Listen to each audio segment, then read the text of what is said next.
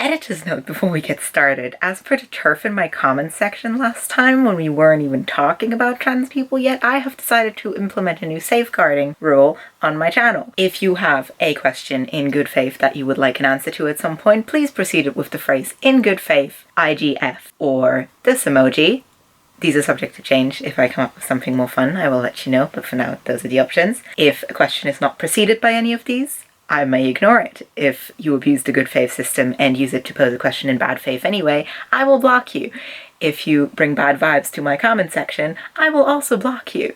I hope this will solve that problem. Safe commenting, everybody, and have fun with your tutorial. Why, hello. Welcome to part 2 of our tutorial on how to draw all the genders.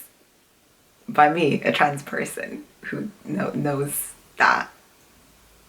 Yes, this is going to be a triple feature when it's done, so if you haven't had the pleasure of watching part 1 on how to draw cis people yet, you should go find that linked in the description down below right now and go watch that and then come back here. Next time we will be looking into all the non-medical parts of genderqueer life, but today's video is about everything to do with medical transition. Disclaimers! Once again, we love disclaimers on this channel. There is no one way to look trans, there is a million, and there are certain patterns to those ways to look trans, so that's what we're going to be looking into today. No matter your journey, you're valid, blah blah, the usual, you know the drill, everybody's valid. Great, okay. We will also focus on people who are transitioning after finishing their first puberty today, because if you get your first puberty replaced, you're generally just going to end up looking like a cis person, and we already know how to draw those, so that's not the point of the exercise. This video is an overview of the kind of visual aspects of medical transition.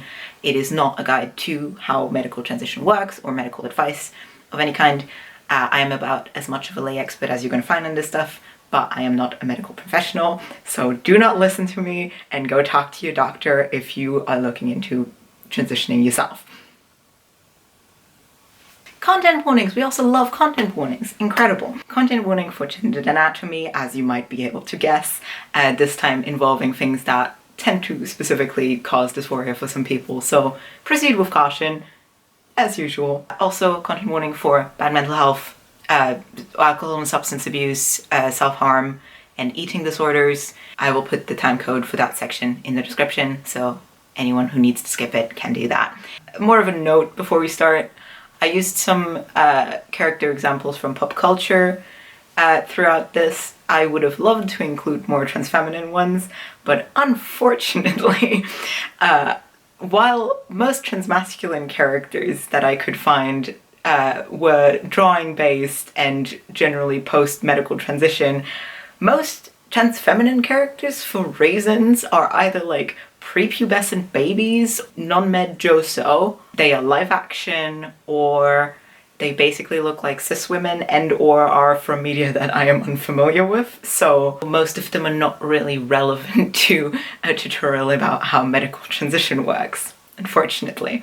Honestly, I blame it on a bunch of AFAB non-binary comic and animation people just in like constantly drawing like hench trans guys and not doing their sibs and sisters justice, and that's honestly a disgrace.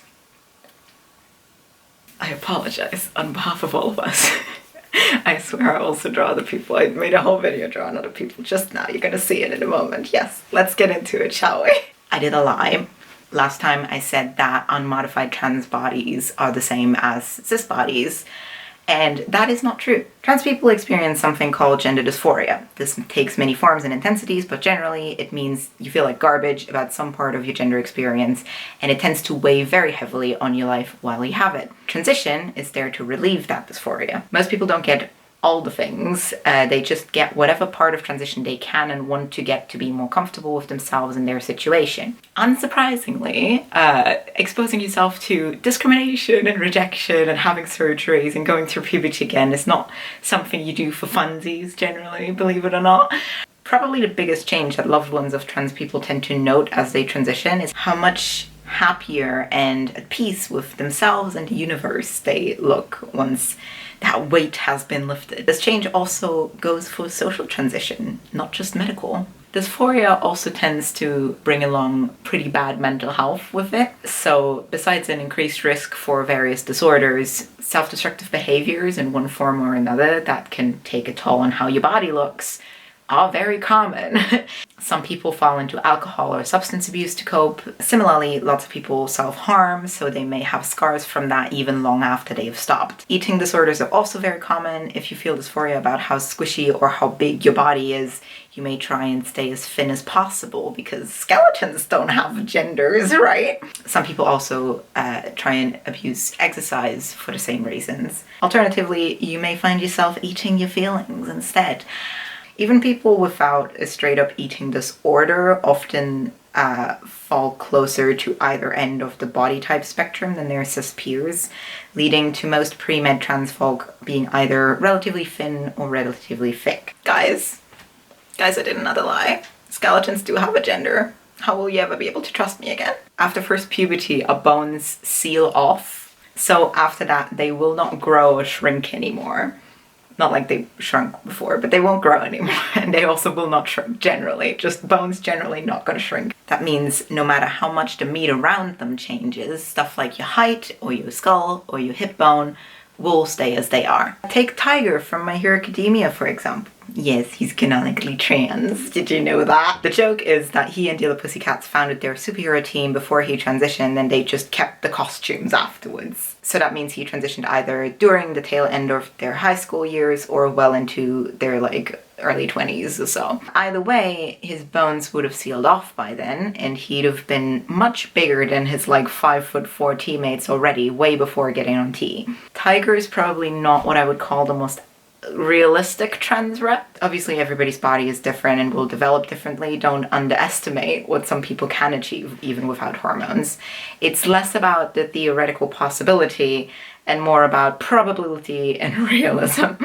Like, some trans people pass really well and some cis people just look like that. But generally it's more common for trans people to look a bit more physically androgynous, for lack of a better way of putting that, and for cis people to look more, you know, cis-typical.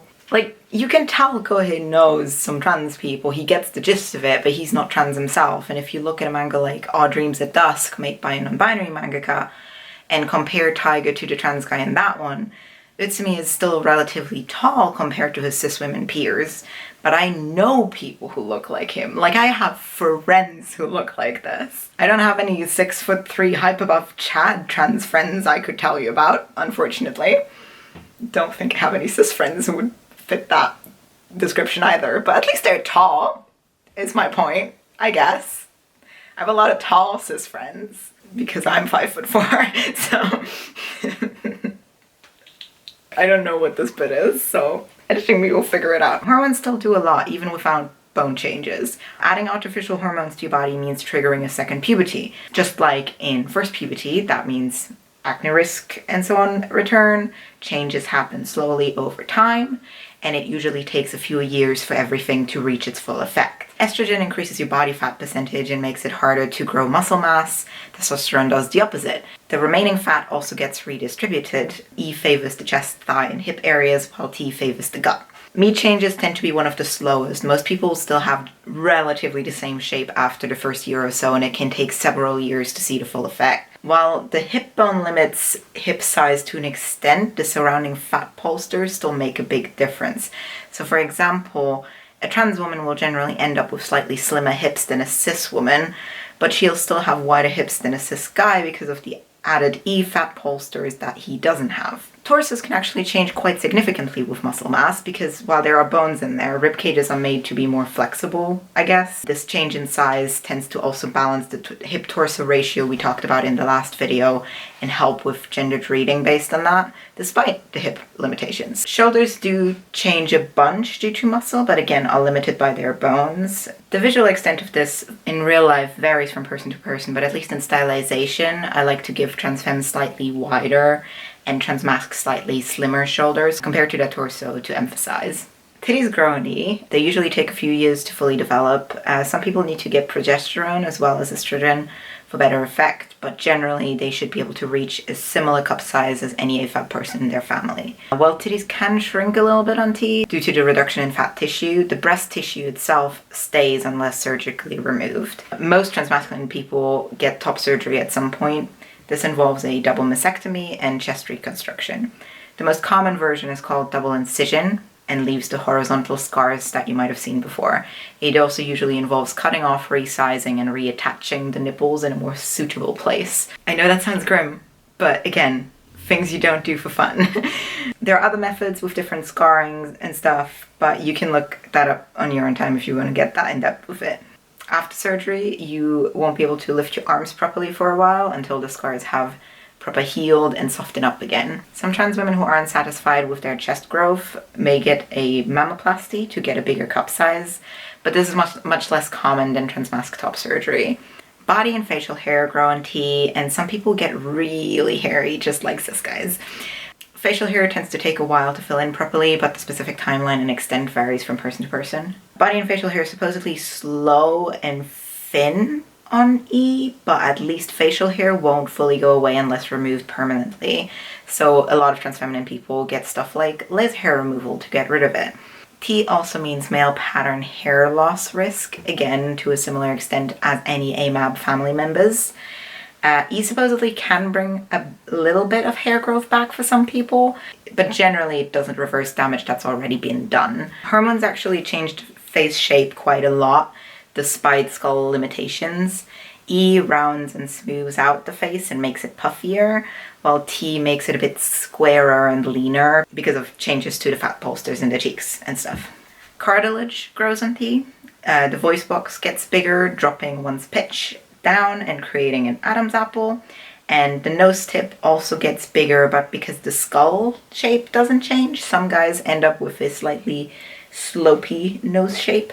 Trans femme people may get something called facial feminization surgery, where a few millimeters are shaved off any chatty parts of their skull to create a softer, more traditionally feminine face shape. This can also involve a tracheal shave, where the size of the Eve's apple is reduced as well. Facial masculinization surgery also exists. It involves implants to chat up your face, but it is much rarer. Most trans guys end up being able to rely on their voice and facial hair to pass as their gender, not to mention that men's looks aren't as strictly policed as women's. There has been some talk of looking into FMS among some AFAB non-binaries that I know. A lot of us can't or don't want to rely on facial hair. And let's say straddling a line of androgynous ambiguity is a more delicate balance to achieve and maintain than trying to roughly fit into an already existing gender role, if that makes sense. So permanent face changes sound pretty tempting at that point. So far, no one I know has gotten anything, but even if some of us do, it's still gonna be relatively inaccessible to most people because you'd have to go private and that's expensive. So it's something to be seen over the next few years what the situation is going to be there. It's a thing that exists, is what I want to tell you. It involves implants. There we go. On average, because of skull limitations, trans femmes are more likely to end up with a longer or squarer face, while transmascs tend to have more round or slender faces. My favorite thing is when trans guys get really buff on T because they can now, and then still suffer from eternal baby face, which just looks so funny. It's funny in anime, it's funny in real life, I can tell you.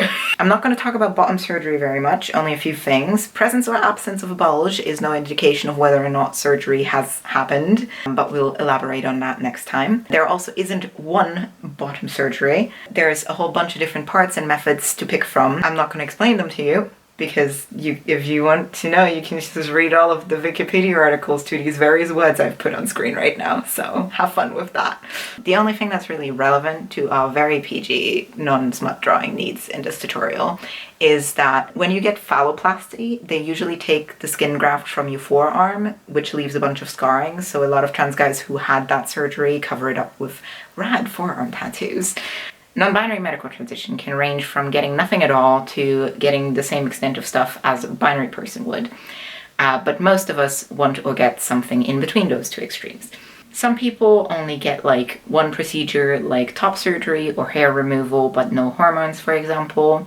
Some transmasculine people get a chest reduction rather than a full top surgery.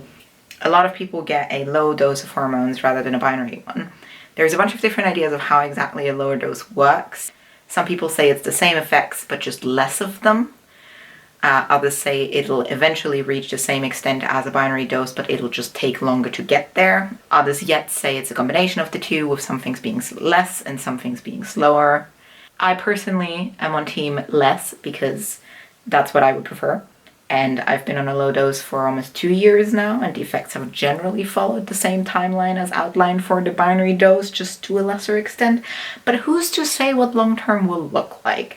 There simply aren't any long-term studies into the effects of low-dose hormones yet, because most of us haven't been on them for very long yet, compared to the decades worth of binary HRT that came before us. Some people only get hormone blockers, but no hormone replacement. For some people, this is medically the only option to get, because, for example, some intersex conditions make it so your body literally can't process one hormone, so it will just turn it into the other one again if you put it in there anyway. So hormone blockers are really the only way of reducing the effects of the hormone that they do produce. If you're on E, you'll generally get T blockers, but you don't need E blockers when you're on T, because T will generally overpower E. If you leave them to their own devices, they will battle to the death. The downside of only using blockers is an increased osteoporosis risk if you have no hormones in your body. This is also why cis women post-menopause tend to get hormone replacement therapy, because they can't produce their own estrogen anymore, and you don't want your bones to be brittle. So if you can have hormones in your body, do that, because it's gonna be good for you. And that should cover all the bits of medical transition that should be relevant to your future artistic endeavors, hopefully. I hope you enjoyed this video. Please tune in again next time for all the non-medical aspects of genderqueer life. Yes, you heard that right. Not only the trans and non-binary ones, we are also including the gender non-conforming people and cross-dressers next time. Look forward to it. Haha. My commissions are open, as usual, if you want to throw some money at me to make me draw you something. Link in the description. See you next time. Cheers. Bye-bye. We turned Eric, so he should not be picked up anymore this time, hopefully. Why do I write a script if I then don't keep to the script? What's the point? I don't understand. I don't know. Don't really care. Titties grow an E. They usually take up... I don't know why that cracked me up. Oh, okay. Yes, that sounds grim, but hey, man, titties are bad. Titties bad sometimes. It's, you know, just... On other people, great. On self, nah, I'm good. Like, I'm good. I'd rather, like, let you cut off my nipple. So, feel free to give your dudes some forearm tattoos and imply that they have a dick. No guarantee for a dick, but a possibility. A very intriguing possibility.